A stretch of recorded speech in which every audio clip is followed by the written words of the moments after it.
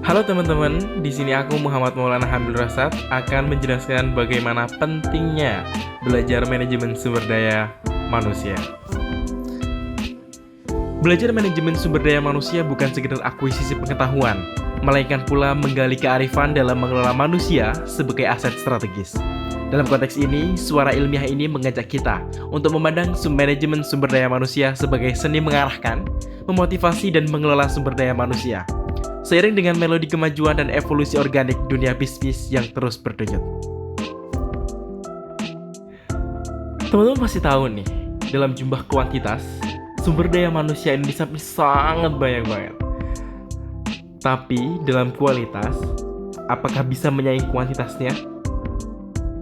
Maka dari itu, negara Indonesia gencar-gencarnya melakukan pendidikan, minimal lulusan SMA untuk bekerja. Kita bisa lihat dari kecil kita sekolah TK, SD, SMP, SMA. Lalu kita bisa menjadi pekerja. Tapi di lapangan kita harus kuliah dulu supaya kita bisa mendapat posisi yang tinggi.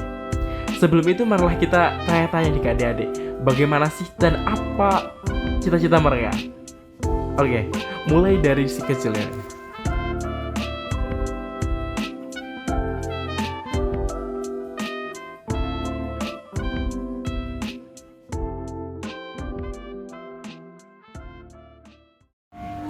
Cita-cita menjadi apa?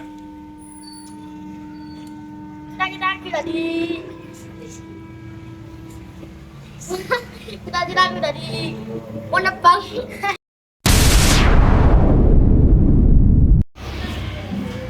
Cita-cita menjadi apa? Mak polisi. Mak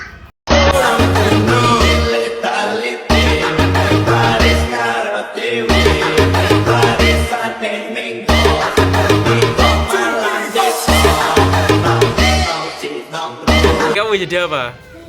Tentara. Sebagai Komandan Batalion 13 Grup 1 Kopassus.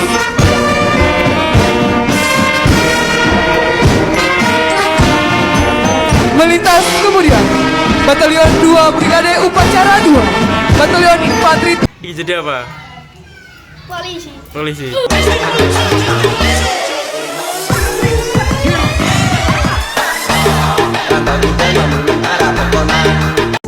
Dari berbagai cita-cita yang ada yang disebutkan sama adik-adik ini, apakah semuanya akan terwujud? Semoga saja. Aku pasti mendoakannya.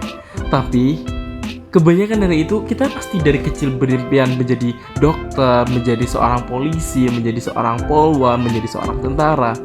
Tapi saat besar, sumber daya manusia kita tidak sesuai dengan impian kita masih kecil. Ada yang juga menjadi seorang ibu rumah tangga seperti yang ada di video ini. Maka dari itu pentingnya belajar, terutama belajar sumber daya manusia.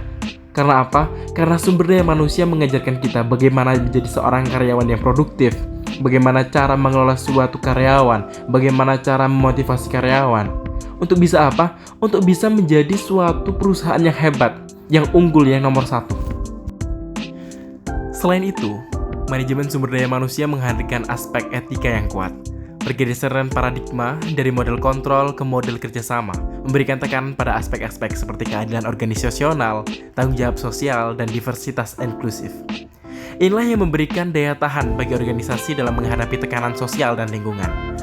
Dengan melangkah melalui koridor manajemen sumber daya alam, kita mendapati bahwa metodenya melibatkan pemahaman mendalam terhadap dinamika manusia, termasuk motivasi yang saya bilang tadi, komunikasi, dan dinamika tim. Itu sangat penting. Itulah sebabnya manajemen sumber daya manusia seringkali disandingkan dengan kebijakan kepemimpinan transformasional, di mana pemimpin berperan sebagai katalisator perubahan dan penggerak utama motivasi. Manajemen sumber daya manusia sebagai diungkapkan dengan intonasi ilmiah, tidak hanya memandang karyawan sebagai pekerja, tapi sebagai aset yang bisa dikembangkan, diperkuat, dan diberdayakan. Pendekatan ini menciptakan lingkungan yang dimana setiap individu diakui sebagai kontributor berharga, merancang aktivitas, kreativitas, dan mendorong inovasi. Sebagai penutup, manajemen sumber daya manusia adalah mencerminkan kebijaksanaan dan keadilan dalam merajut harmoni di antara manusia dan organisasi. Suara ilmiah ini mengajak kita untuk menjelajahi lengkap secara landscape manajemen sumber daya manusia. sebagai sebuah perjalanan mendalam, di mana pengetahuan, kebijaksanaan, dan etika bersatu untuk menciptakan organisasi yang tangguh, adaptif, dan memiliki dampak positif di dalam dan di luar batasnya. See you teman-teman.